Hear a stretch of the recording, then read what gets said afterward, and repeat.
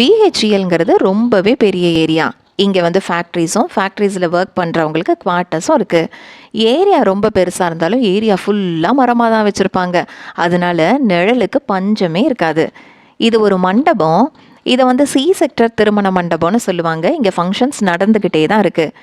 எங்களுக்கு கூட wedding reception வந்து இங்கே தான் நடந்துச்சு. நம்ம வீடியோவை வாட்ச் பண்ணுறவங்களுக்கு யாராச்சும் இந்த மண்டபத்தில் ஃபங்க்ஷன் நடந்துருந்துச்சுன்னா கமெண்ட்ஸில் சொல்லுங்கள். இது வந்து பிஹெச்இஎல்லோட மெயின் ஹாஸ்பிட்டல். இது தான். இங்கே தான் எங்கள் அத்தை ஒர்க் பண்ணிகிட்டு இருந்தாங்க. அவங்க வந்து நர்சிங் சூப்பரண்டண்ட்டாக ஒர்க் பண்ணிகிட்டு இருந்தாங்க. இதுக்கு அப்படியே ஜஸ்ட் ஆப்போசிட் வந்து அறிவாலயம். இன்னும் கொஞ்சம் தூரம் போச்சுன்னா ஸ்டேடியம், ஸ்கூல்ஸு, ஷாப்பிங் சென்டர்னு இருக்குது. இது வந்து பிஹெச்இஎல்லோட செக் போஸ்ட்டு. ஒன்ஸ் நம்ம இதை க்ராஸ் பண்ணிட்டோம் அப்படின்னா பிஹெச்இஎல் டவுன்ஷிப்பை விட்டு வெளியே போகிறோன்னு அர்த்தம்.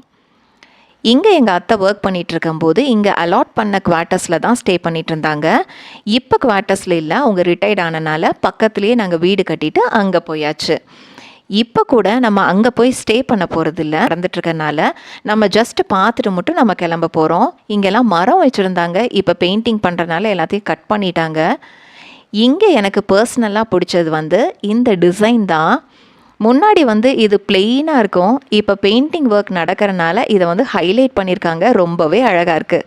அவ்வளோதான், நாங்கள் ரெனோவேஷன் ஒர்க்கை பார்த்துட்டோம். நாங்கள் இப்போ கிளம்பிட்டோம். Tata, bye bye.